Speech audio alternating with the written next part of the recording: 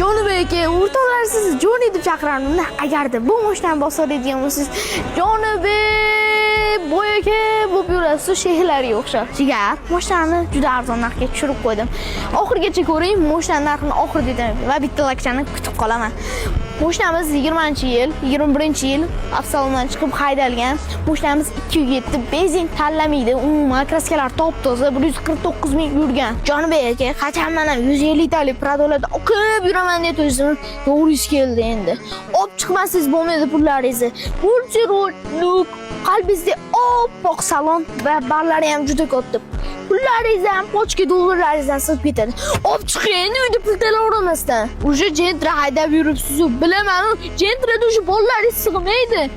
Men bu mashinada detskiy sidinalarim bor. Jonibek aka, keyin semirib ketadimi? Orqasini qarang, kengligini. Keyin ham shunday yotqizasizda, turkcha kinolarni ko'rib, oqib ketaveradilar. Jonibek aka, bu podveska bilan va bu balon bilan Everest'ni ham zabt eta olasiz. Aniq bunaqa bagaj ochilishini ko'rgansiz.